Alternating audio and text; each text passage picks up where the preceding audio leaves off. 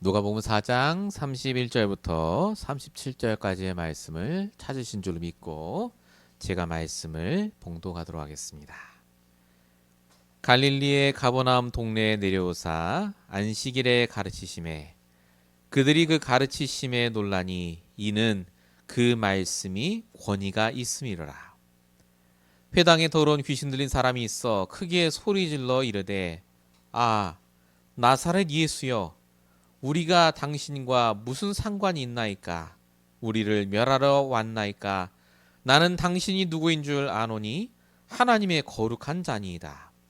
예수께서 꾸짖어 이르시되 잠잠하고 그 사람에게서 나오라 하시니 귀신이 그 사람을 무리 중에 넘어뜨리고 나오되 그 사람은 상하지 아니한지라.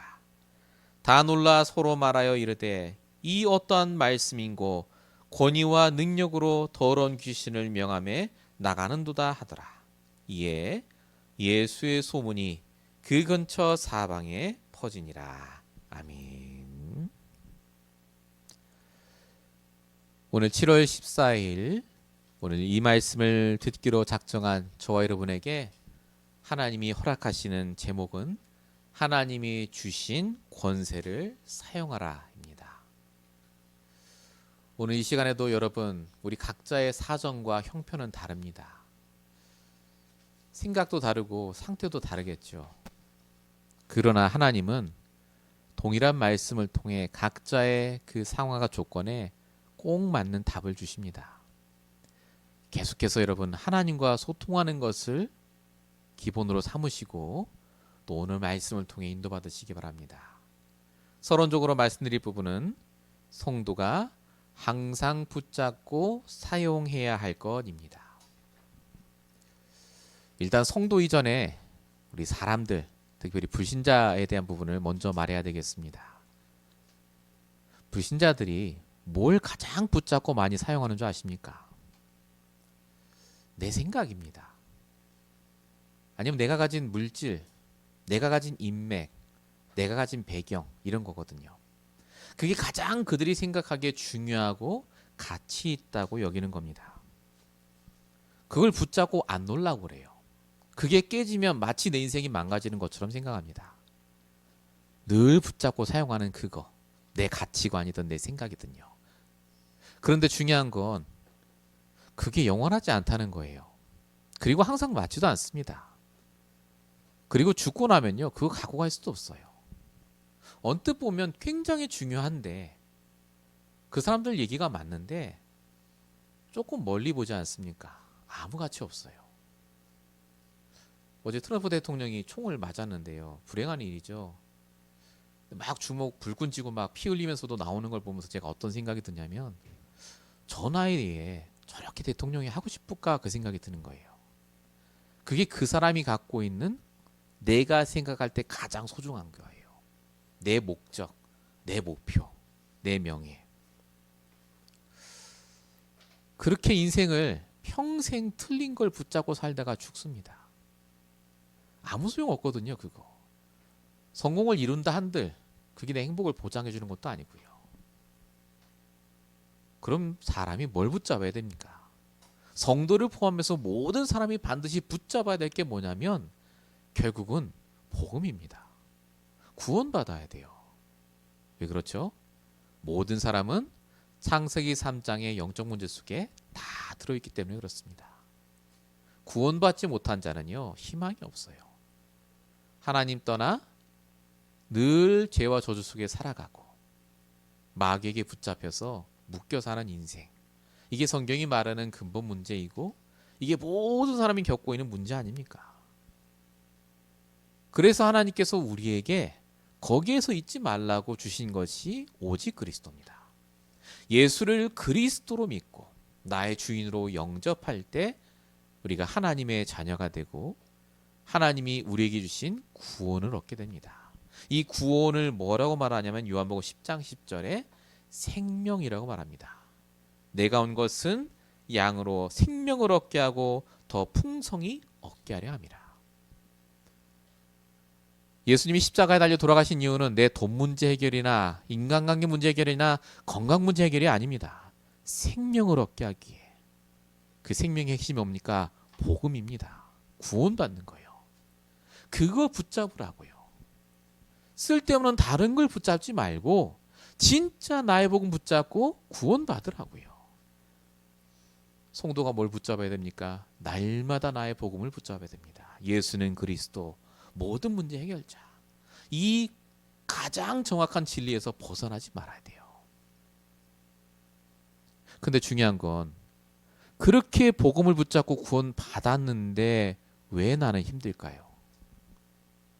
나 분명히 복음 아는데, 전도도 하는데, 말씀도 보고 기도하는데 왜 힘들까요?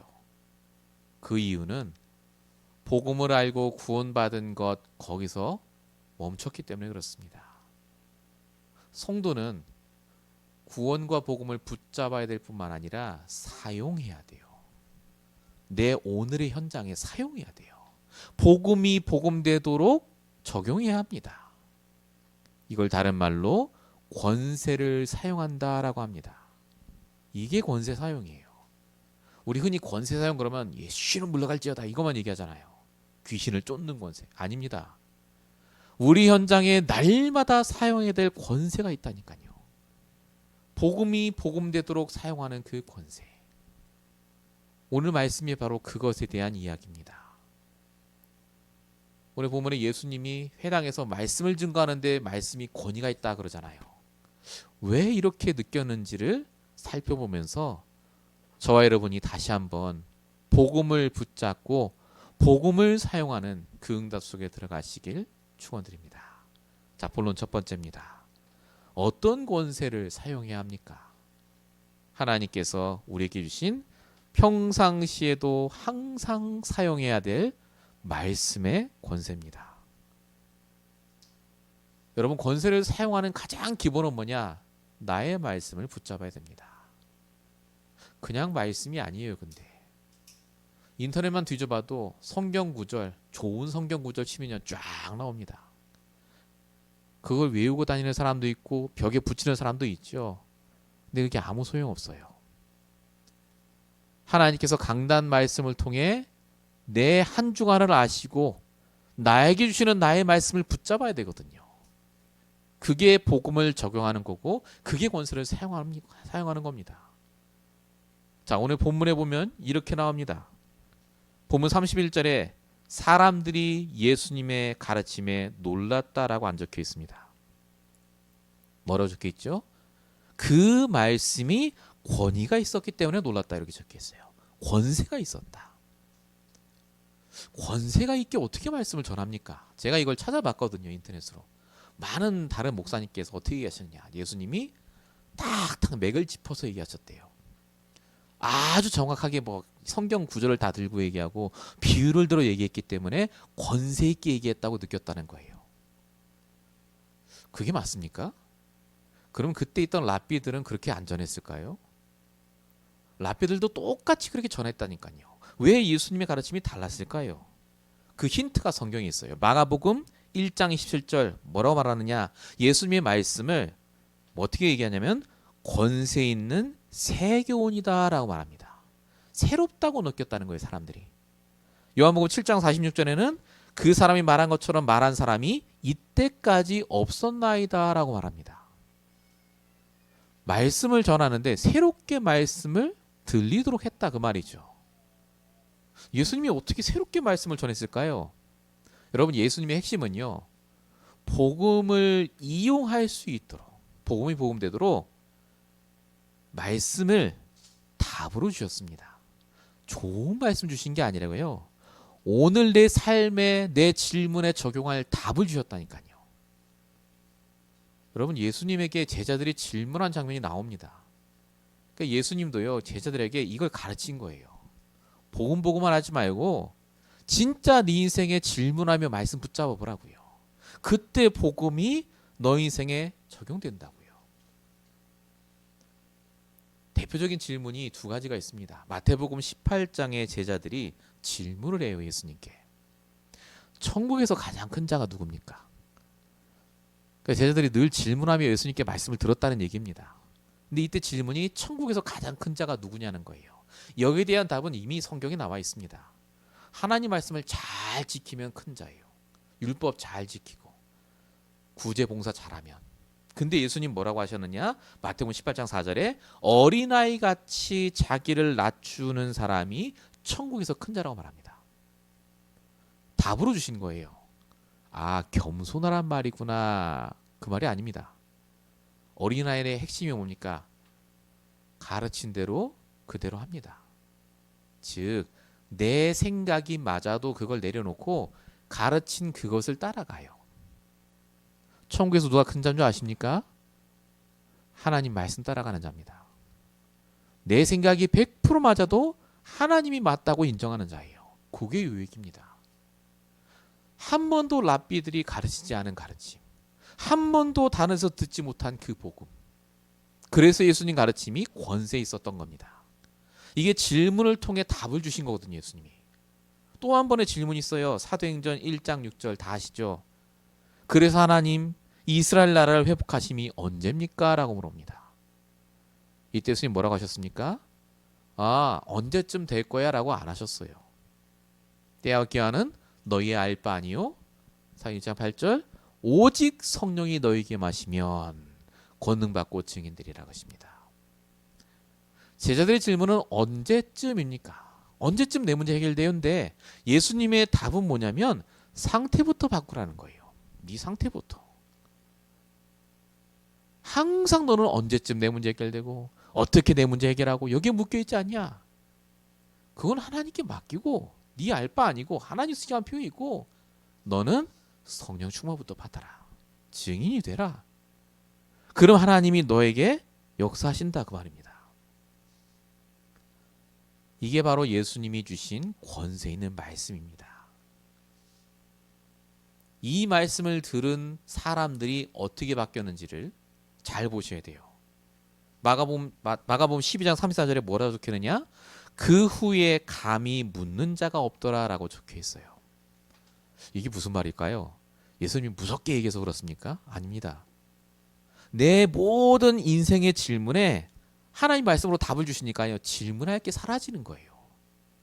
말씀 쳐다보면 답이 다 나오니까.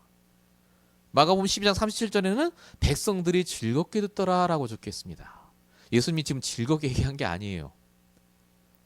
전에는 정말 깨닫지 못한 늘 들었던 말씀인데 답이 되는 말씀이 계속 들리니까 말씀이 새롭고 또 듣고 싶고 그겁니다.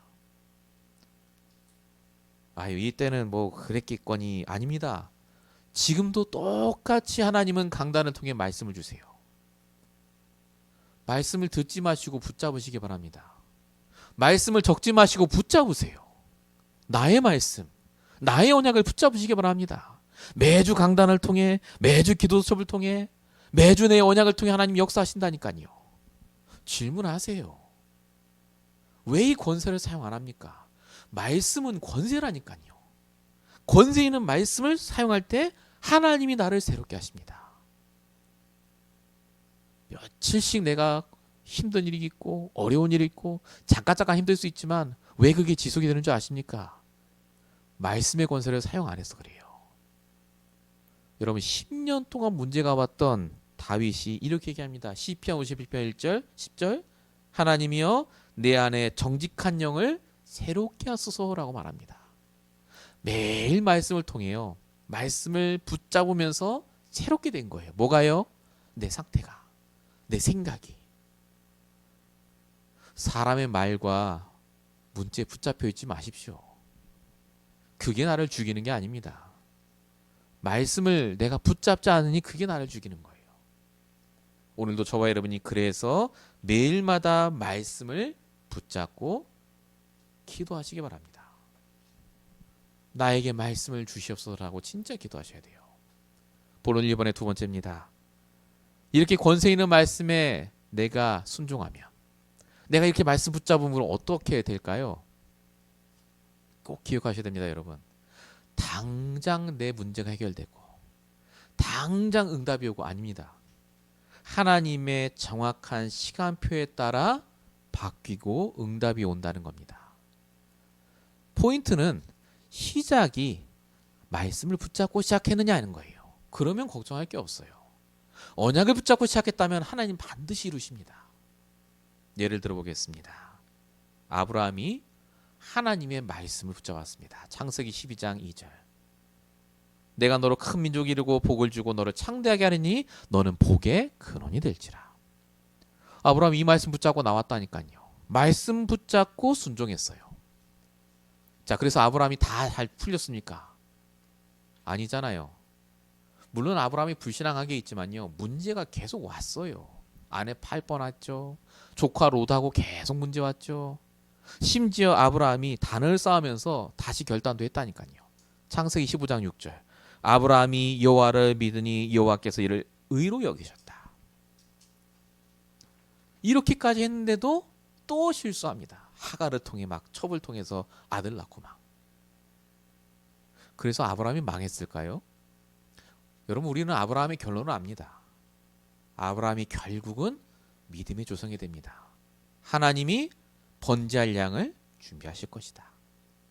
딱 얘기하잖아요. 하나님이 아브라함의 인생을 아십니다. 말씀으로 순종한 그 인생을 하나님이 끝까지 책임지셨다니까요. 왜 말씀을 붙잡아라는지 여러분 아셔야 됩니다. 오늘 당장의 일도 물론 중요하지만 내 평생이 하나님께 쓰임받기 위해 나의 말씀을 붙잡고 시작하셔야 돼요. 또 한 명의 예가 바로 있습니다. 예수님께 3년 동안이나 바로 옆에서 그 어마어마한 메시지를 듣고 있었던 수제자 베드로요. 이 베드로가 진짜 말씀 붙잡고 있었거든요. 주는 그리스도시요 살아계신 하나님의 아들입니다 고백했잖아요. 근데 이 베드로가 그래서 잘 됐습니까? 아시다시피 예수님을 배반하고 도망가고 어부로 내려갔습니다. 어부하겠다고. 그동안 3년의 시간이요. 아무것도 아닌 것 같아요. 완전 망했어요. 예수 믿고. 근데 이 베드로가 그래서 망했냐는 겁니다. 시간표가 딱 와요. 내 어린 양을 먹이라. 예수님 부활하셔서 베드로에게 말씀을 주시고 베드로가 그 말씀 붙잡고 또 인도받으니 어떻게 됩니까? 하나님께서 쓰실 수밖에 없는 사람으로 바뀌어요. 사도행전 3장 6절 은과 금은 내게 없거니와 내게 있는 것으로 내게 주노니 나사렛 예수 이름으로 걸으라. 나사렛 예수 이름으로 사람을 치유하는 가장 첫 번째 사람. 사도행전 4장 12절에는 다른 이로서는 구원을 얻을 수 없나니 천한 사람 중에 구원 얻을 사람을 주신 적이 없으니라. 예수는 그리스도 모든 문제 결자 오직 그리스도를 증거한 증인으로 바뀌었습니다. 당장 말씀 붙잡으면 어떤 일이 벌어지느냐? 하나님의 응답의 시간표 속에 내가 들어갑니다. 말씀을 그래서 붙잡고 시작하셔야 돼요. 그럼 응답 와야 돼요. 그래도 아닙니다. 여러분, 내가 말씀을 붙잡고 쭉 인도를 받잖아요. 하나님이 차근차근 바꾸세요. 내 주변에는 사람도 바꾸시고 영향을 끼치신다니까요. 그 예가 오늘 본문에 있잖아요. 본문 33절. 회당에 더러운 귀신 들린 사람이 있어 크게 소리질러 이르되. 갑자기 예수님 말씀 전하고 나오는데 귀신 들린 사람이 갑자기 나옵니다. 그것도 회당에서 나와요. 교회에서. 아니 지금 예수님이 귀신 쫓아내려고 가신 게 아니라 말씀 전하려고 가신 거예요. 예수님도 지금 말씀의 인도를 따라 갔다고 했지 않습니까? 근데 그 간 곳에 예수님으로 때문에 한 사람의 인생이 바뀝니다. 영향을 끼쳤다 그 말이죠. 여러분 말씀을 그래서 붙잡으셔야 돼요. 가장 중요한 게 내 말씀 붙잡으셔야 돼요. 그 말씀이 나의 언약이고 나의 인생의 결론입니다. 왜 여러분 말씀을 들으라고 합니까? 왜 말씀을 적으라고 합니까? 왜 여러분 예배를 드리라고 합니까? 하나님 말씀이 중요하기 때문에 그래요. 그 말씀이 내가 가진 복음이 복음되기예요. 복음이 중요하지 않다가 아니라. 여러분 오늘도 함께 이 응답을 꼭 받으시길 축원드립니다. 본론 두 번째입니다. 자, 이렇게 말씀을 붙잡으면 돼요. 근데 말씀을 붙잡으면 하나님 권세를 사용할 수 있는데 이걸 방해하는 존재가 있습니다. 그게 바로 사단, 마귀, 귀신이에요. 그래서 두 번째 사용해야 될 권세가 어디에서든지 사용해야 될 흑암 꺾는 권세입니다. 이 부분은 여러분이 너무나 잘 아실 거예요. 자, 사단은요 누구보다 복음을 잘합니다. 사단은 누구보다 내가 말씀 붙잡으면 어떤 일이 벌어질지 알아요. 그래서 방해합니다. 그래서 오늘 본문에도 나오죠. 본문 33절 34절. 회당에 더러운 귀신 있는 사람이 크게 소리질러 이르되 나사렛 예수여라고 말합니다. 나 당신 예수인 거 알아. 그러고 뭐라고 그러냐? 나는 당신이 누구인 줄 아오니 하나님의 거룩한 자입니다. 이렇게 얘기합니다. 어떤 분은 이걸 가리켜서 귀신이 전도했다. 뭐 이렇게도 표현해요. 아닙니다. 지금 상황을 잘 보셔야 돼요. 회당에 있던 사람들이 예수님의 그 권위 있는 말씀을 듣고 깨달았어요. 내 문제에 답을 얻었다 그 말입니다. 그런데 사단이요. 사람 속에 들어가서 그 사건을 일으킨 거예요. 갑자기 귀신들이 나와서 막 얘기하고 막 큰 소리를 지릅니다. 그럼 어떻게 되죠? 이런 스펙타클한 일이 딱 벌어지면 내가 붙잡았던 말씀을 싹 까먹어요. 저 사람 뭐야? 당장 이럽니다. 사단은요. 말씀을 못 붙잡게 한다니까요. 혹시 지금 이 시간에 말씀을 듣는데 자꾸 머릿속에 딴 게 떠오르고 내가 내일 뭐 해야 되는데 이런 거 있지 않습니까? 100% 사단이 주는 겁니다. 사단이 원하는 건 말씀을 그냥 듣고 가라는 거예요. 그리고 다 까먹어. 네 생각, 네 염려 속에 들어가라 그 말입니다. 말씀을 놓치게 해요. 그럴 때는 어떻게 해야 됩니까? 어떻게 우리가 사단의 권세를 박살낼 수 있습니까? 물론 결박기도 해야죠. 우리 기도는 두 가지입니다. 구하는 기도가 있고 권세 기도가 있어요. 나사렛 예수님으로 물러갈지어다. 권세 기도 해야죠. 근데 중요한 핵심은 그게 아닙니다. 말씀을 내가 붙잡은 말씀을요. 적용해야 돼요. 오늘 그것이 본문에 나옵니다. 본문 35절 예수께서 꾸짖어 이르시되 잠잠하고 그 사람에게서 나오라 하시니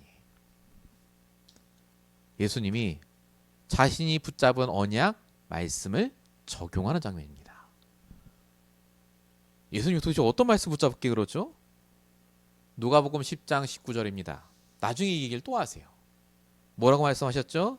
내가 너에게 뱀과 정갈을 밟으며 모든 원수의 능력을 제어할 권능을 주었느니 너희를 해칠 자가 없으리라. 요 언약 말씀을 딱 붙잡고 적용했다 그 말입니다. 적용. 여러분 말씀을 붙잡는 것에서 멈추시면 안 돼요. 반드시 내 삶에 적용하셔야 됩니다. 뭐가 흑암 결박인 줄 아십니까? 예수로 물러가다가 아닙니다. 내가 붙잡은 말씀을 내 불신앙에 적용하는 게 흑암 결박이에요. 내 염려 속에 적용하는 게 흑암 결박입니다. 내가 염려하고 좌절하고 힘들어하는 게 하나님 역사입니까? 아니잖아요. 내 붙잡은 말씀을 거기에 적용해야 된다니까요. 그때 흑암이 떠나가요. 심지어 흑암이 와도 아무 상관없다니까요. 그 예가 성경에 있습니다. 자, 바울이 사도행전 27장에 풍랑 중에 있었죠. 다 죽을 위기에 있었습니다. 이때 바울의 상태가 성경에 잠깐 나옵니다. 사도행전 27장 24절 바울아 두려워하지 말라 네가 가이사 앞에 서야겠고. 우리 이거 많이 사용하죠. 지금 바울의 상태가 어땠다고요? 두려워하고 가이사 앞에 못 설 것 같다는 불신앙에 딱 잡힌 거예요. 이때 바울이 말씀을 적용합니다. 그리고 기도해요. 그리고 나온 결론이 뭐냐? 그 다음 절 그러므로 여러분이 안심하라 나는 말씀대로 내리라고 하나님을 믿노라라고 말합니다. 흑암이 왔는데 가요. 아무리 옆에서 뭐라 해도 소용없습니다. 왜죠? 내 붙잡은 말씀을 지금 내 상황에 적용한 거예요. 하나님 말씀대로 된다. 언약대로 된다. 여러분 암만 사단 결박기도 해도 또 와요. 평생 예수는 그리스도 할 겁니까? 더 좋은 방법이 있다니까요. 내가 붙잡은 그 언약을 말씀을 지금 내 그 상황과 조건에 적용하세요. 사도행전 8장에 빌립 집사 나옵니다. 빌립 집사예요. 집사. 목사가 아닙니다. 사도가 아니에요. 이 집사가 그냥 주일날 들은 말씀을 현장에 전했다니까요. 나 이거 말씀 은혜 받았어. 요거 했는데 사마리아 성이 어떤 일이 벌어지느냐? 사도행전 8장 7절 많은 사람에게 붙었던 더러운 귀신들이 크게 소리 지르며 나가며 중풍병자 완전병에 나으니 그 성에 큰 기쁨이 있더라. 저와 여러분이 말씀을 붙잡기만 해도 큰 역사가 일어나는데 그걸 현장에 적용했다? 그 현장의 흑암이 떠나갑니다. 사단이 벌벌 떤다니까요. 날마다 나의 말씀을 붙잡고 적용하셔야 돼요. 말씀이 맞다니까요. 왜 언제까지 내 생각 붙잡고 있겠습니까? 말씀을 적용하셔야 돼요. 지금 저도 그렇고 많은 우리 성도님들도 그렇고요. 해결해야 될 문제가 있어요. 안 풀리는 문제. 갑갑한 갈등 구조. 하나님 모르시는 게 아닙니다. 하나님 뭐라고 하시죠? 그래, 내가 너 필요한 돈 줄게. 그래, 내가 너 필요한 응답 줄게가 아닙니다. 그래서 네가 붙잡은 말씀이 뭐냐는 거예요. 언약이 뭐냐. 그래서 네가 붙잡은 언약을 어떻게 적용하느냐 그겁니다. 여러분 정말로 말씀을 듣고 적용하시기 바랍니다. 본론 2번입니다. 그래, 말씀을 듣고 적용하는 거 해야죠. 근데 이걸 왜 계속 해야 됩니까? 아니, 한 번만 하면 되는 거 아니에요? 예수님을 결박하고? 아까 말씀드렸다시피 누가복음 4장 13절 우리 봤죠? 예수님 마귀 시험 받은 다음에도 마귀가 잠시 얼마 동안 떠나니라고 적혀 있더라고요. 마귀는 또 온다니까요. 왜 계속해서 말씀 붙잡고 말씀을 적용하는 걸 평생 지속해야 되느냐? 우리의 틀린 각인 뿌리 체질 때문에 그렇습니다. 복음 다 들었는데 내 속에 복음 듣기 전에 있던 그 각인 뿌리 체질이 남아 있어요. 그게 치유받아야 돼요. 우리 그 각인 뿌리 체질의 핵심이 뭔지 아십니까? 내 생각이고 내 말입니다. 쉽게 말하면요, 하나님과 소통하는 게 아니라 하나님께 내 불만을 말하는 거예요. 그게 우리 각인 뿌리 체질입니다. 그러니까 복음을 들어놓고도 복음 말씀 안 붙잡아요. 말씀 적용이 안 돼요. 그렇게 해서 정말 고생한 사람이 욥입니다. 여러분 욥기를 보시면 42장인가 43장까지 있거든요. 한번 보시기 바랍니다. 시간 있을 때. 욥이요, 세 친구와 얘기를 해요. 자기 온 문제 때문에 막 변명도 하고 하나님 원망도 하고. 이게요 거의 35장인가 38장까지예요. 내용이 엄청 깁니다. 읽다가 포기해요. 제가 무슨 말씀 드리고자 하냐면요, 욥이요 자기 생각이 많았다 그 말이에요. 하나님께 얼마나 불신앙 많고 불평할 게 많았든지 구구절절히 내 얘기를 다 한 거예요. 하나님께 안 들어. 하나님께. 여러분 욥은 당대 의인이라고 적혀 있다니까요. 날마다 예배 드린 사람이에요. 근데 이 욥이 각인 뿌리 체질이 그대로 남아 있었습니다. 아시다시피 하나님이 나중에 욥에게 말씀하시죠. 너 내 말 들으라고요. 이제 네 입 닫고 내 말 들어. 그리고 하나님 쭉 말씀하세요. 그러면서 욥기 42장 마지막이에요. 여기가 뭐라고 얘기를 하냐? 이제 내가 주께 묻겠사오니 주여 내게 알게 하옵소서라고 말합니다. 드디어 깨달았어요. 아, 내 형편사정 말하지 않아도 하나님 다 아시는구나. 내가 하나님께 질문하면 하나님 답 주시는데 그것만 듣게 하옵소서. 드디어 욥이 입을 닫습니다. 입 다물고 듣겠습니다. 그때 하나님이 욥을 회복시키세요. 그러자 욥이 뭐라고 하시죠 아십니까?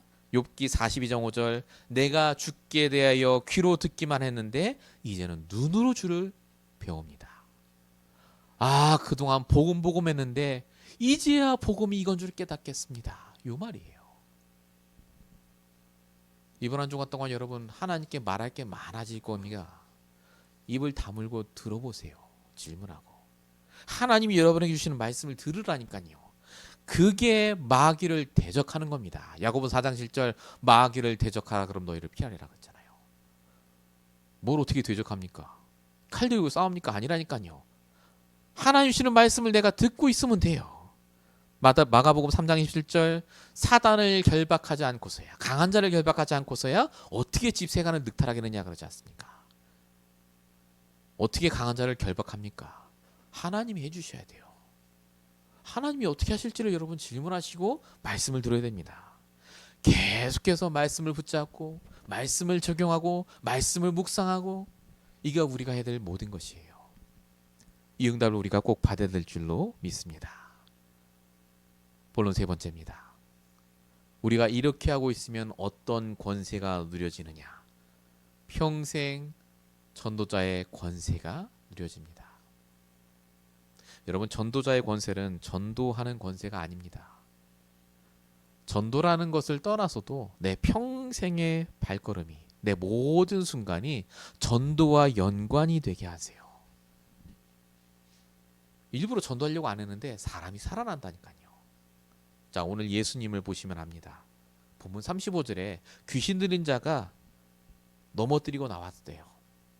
예수님 나가라고 하니까 그 사람이 귀신 쫓겨나갑니다. 근데 여기에 중요한 말이 적혀 있습니다. 그 사람은 상하지 아니한지라. 아까 말씀드린 대로 예수님은 귀신 쫓아내려고 가신 게 아니고 지나가는 길에 잠시 복음을 전한 거예요. 귀신을 쫓아냈습니다. 복음 전하고. 그리고 예수님은 가셨어요. 오늘 여기에 본문에도 이 사람의 이름이 안 적혀 있어요. 그냥 한 사람이에요. 근데 이 사람이 상하지 않게 됐다라고 적혀 있습니다.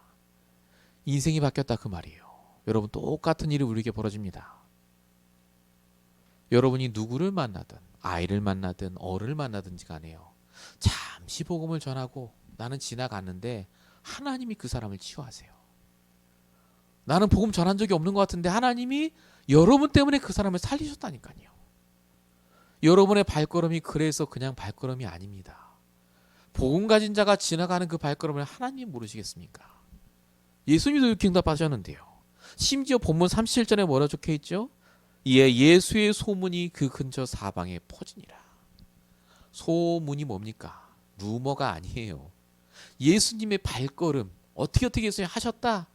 이게 사방에 퍼져서 결국 그 소문 듣고 12제자가 나타나고 나중에 사울이 바울이 되는 축복도 일어난 겁니다. 예수님은 처음부터 12제자 세우겠다고 계획한 적이 없다니까요. 오병이어를 하겠다고 한 적이 없어요. 근데 예수님이 그냥 복음을 전하는 그 모든 발걸음에 그런 일들이 일어난 겁니다. 여러분, 저와 여러분이 지금 살고 있는 것 자체가 말씀 붙잡고 내가 인도받는 모든 그 인생의 순간과 발걸음들이요. 어쩌면 이 예수님처럼요. 반드시 나중에 응답받을 그 발걸음으로 바뀌게 됩니다. 그래서 후회하지 않으셔도 됩니다. 하나님, 난 한 명도 영접도 못 시키고 다락방도 안 하고 있고 해야죠. 영접도 하고 다락방도 해야죠. 근데 중요한 건 하나님이 아세요. 내 복음과 내 중심이 어딘지를 아십니다. 노력하되 하나님이 이끄시는 나의 인생을 부정하지 마세요. 하나님은 실수 안 하십니다. 그렇게 우리 교회를 렘넌트를 살릴 교회로, 그렇게 우리 인생을 렘넌트를 살릴 중요한 교육자, 중자 렘넌트로 부르신 줄로 믿습니다. 저와 여러분의 중심이 어디 있습니까? 정말 복음과 말씀이 있다면 하나님은 역사하실 줄 믿습니다. 자, 결론입니다. 이렇게 권세를 누리고 있는 사람에게 하나님 주시는 응답이 따로 있습니다. 우리 산업선교 주셨죠? 한 명의 응답입니다. 한 명만 있으면 된다. 진짜 정확한 복음 갖고 말씀으로 인도받은 그 한 사람. 빌립보의 루디아, 브리스가 아굴라, 가요 같은 경우에는 온 교회 식주인이 됐죠. 한 사람.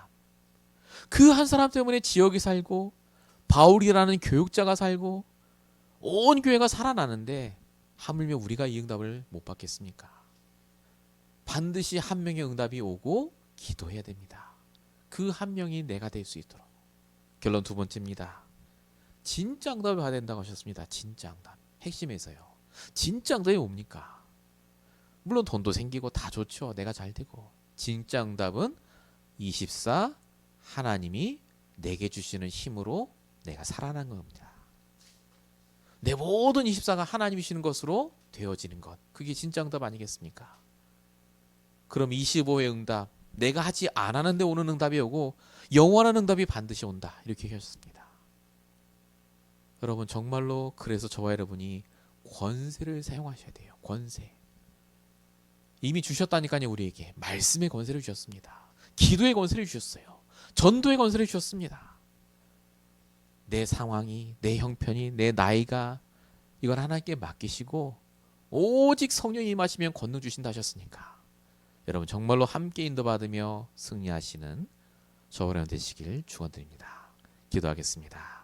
살아계신 아버지 하나님, 우리의 모든 형편과 상황을 아시오니 주님 권세 있는 말씀 앞에 순종케 하여 주시옵소서. 이 권세 있는 말씀을 사용케 하여 주시옵소서. 적용케 하여 주시옵소서. 정말로 권세 있는 말씀을 가지고 내 현장의 모든 사람을 살리며 흑암을 꺾을 빛의 망대를 세우는 응답 속에 있게 하여 주시옵소서. 하나님, 여전히 우리에게 불신앙할 수밖에 없고 정말로 어려움을 느낄 수밖에 없는 문제들이 너무나 많습니다. 하나님, 주님께서 아시오니 아버지 하나님, 다시 한번 하나님께 질문하며 하나님과 소통하며 동행하는 그 축복을 허락하여 주시옵소서. 또 내일부터 하나님 새로운 또 한 주를 보냅니다. 하나님이 인도하여 주십시고 날마다 권세를 사용하는 귀한 또 하루하루가 되게 하실 줄로 믿사옵고 우리를 원하신 예수 그리스도의 이름으로 감사하며 기도했습니다. 아멘.